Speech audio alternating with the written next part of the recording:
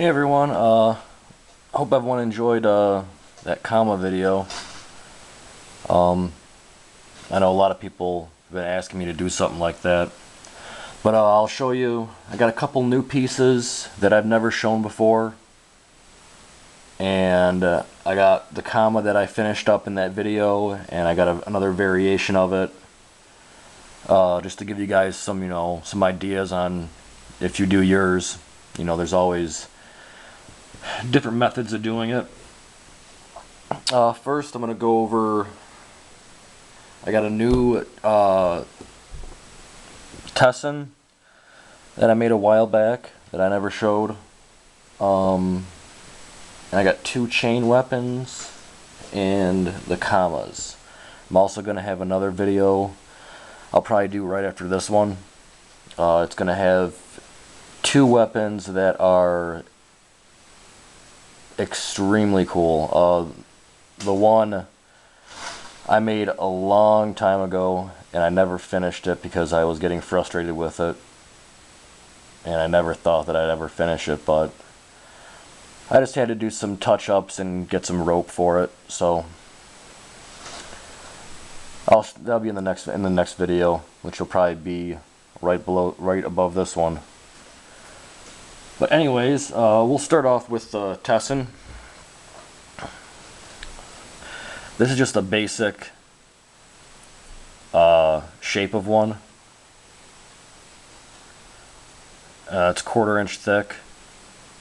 I think at the widest it's 1.5 inches. The handle, that's actually a steel wire wrapping. I think I got this idea out of the classical weaponry of Japan, special weapons and tactics of the martial arts. A lot of the things you're going to be seeing in this video and the next one all came from this book. I've had this book for years. This is pretty much what first got me into making some of this stuff, because I would look through the book and I'd see this stuff. I was like, oh, that'd be cool to have. And of course, trying to buy this stuff is, if you can even find it, the prices are pretty high. So I started going through the book and started picking out things and making them one by one. And like I said, I've had this book for years and years. Can't tell from right here, but it's pretty dirty and pretty beat up from being down in the garage and everything. But we'll come back to that book and I'll show you examples. This is the Tessen. It's just a pretty basic version. It's not fancy. I like to call it a bare bones version, I guess. So, cool little Tessen. That didn't take long to make. Got the steel. I think the steel cost about $8 or $9. Spent some time with the cutoff wheel and the grinder attachment on my angle grinder. Not that long. But the next thing, I know Dean, or you guys might know him as the guy from Korea. He did a video a long time ago and he showed one of these. Konpi, Konpei, and it's pretty basic. It's a chain with a weight. I saw his and I've been wanting to make one, and I had some extra chain, so I threw one together.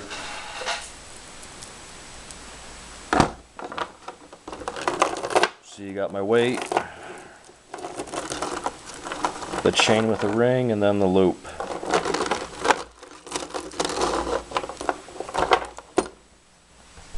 Angle this down a little bit. So, this is something I'm thinking about offering. I'm gonna add to the list on my Facebook of stuff that I'm gonna be making. So, pretty cool. That's in that book. And also, I think like 2 or 3 pages later, when they're talking about chain weapons, there's another version of it. It's almost spelt the same, but this is Konpei, which I'm guessing is Konpi. Konpei. If my pronunciation is wrong, which I know it probably is, I know. So, decided to toss one of these together. I did a couple modifications on the handguard and everything else to the way I wanted it. So it's not an exact replica. And I did something different for the first time. I didn't darken my chain. I thought it looked cool the way it was. I'm sure I could bend these out, which I might do. But as for now, this is the way it is. Just simple black leather stitched on there. And then the chain.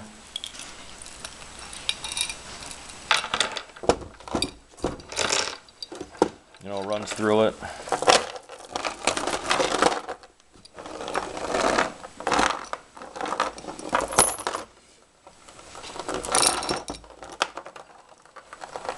This is a shitty view. Hold on one second. Let's get a better.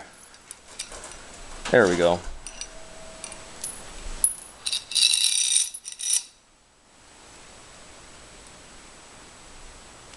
So, I don't like tassels. I know the picture has a tassel in it, but I'm not a huge fan of tassels. I think they get in the way, and it's more just flair and fanciness. So, it's pretty cool. You pull on the chain, weight's back up in there. So, that's a cool little weapon. Like I said, I'm thinking about bending these out. I don't know though. Maybe. We'll see. That's the other random weapon. We'll go back over here. And we'll talk about the Kama. The one that I made in the video. Well, this is it. It's all finished up. I decided not to stain the handle. I just went with a, what is that called? Like a linseed oil. I just rubbed into the handle.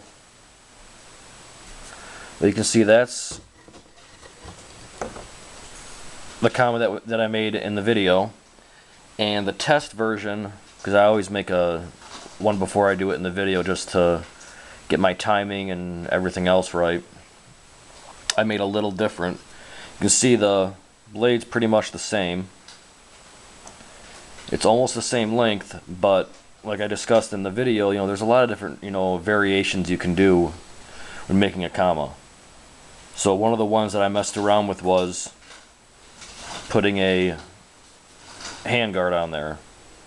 This is just a 1/4 inch piece of steel that I bent. I didn't need any heat or anything like that. I bent this, just cold, and then just measured from the inside. I think in here I got 2 inches, so I added 1 inch onto that, so it's a 3 inches from the inside of here all the way to the back. I'm gonna need to resand this and probably stain this one. It's kind of discoloring. Goes all the way through. I decided to pin it there and there just to make sure that this didn't go anywhere. I used the 1/8 inch pins. See, there's a pin there, and then you can't see the pins in there because I ground them down. This is starting to rust a little bit. I didn't do a good job. But like I said, there's all variations that you can do, and like I discussed, if you take,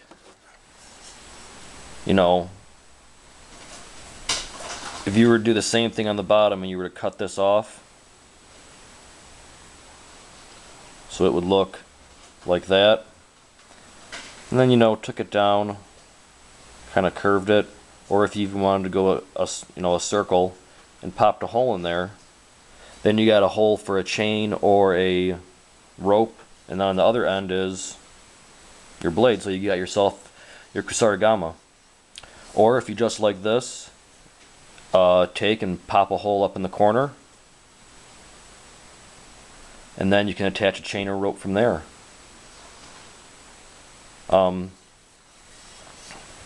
Pretty basic. Like I said, if you've ever made any of the things from my videos, a lot of the stuff kind of goes together, I guess, at least with the tools. I haven't gotten any new tools since I started doing videos, so I've made all this stuff with the same tools. A quick note on coloring your blades. Whether you paint it, whether you use black oxide, you use gun blue, any of that. Mostly the gun blue and the black oxide, or if you just want a bare blade where it's just a steel colored. If you paint it, like this one's painted and it looks fine, but this one is just black oxide and you can see it's starting to rust a little bit. If you like the black oxide color and you don't want it to rust anymore, like say you like how this has like a little antique look to it, as soon as it gets like this, you can go to Lowe's or Home Depot, probably even Michael's or something like that, and buy some satin lacquer spray.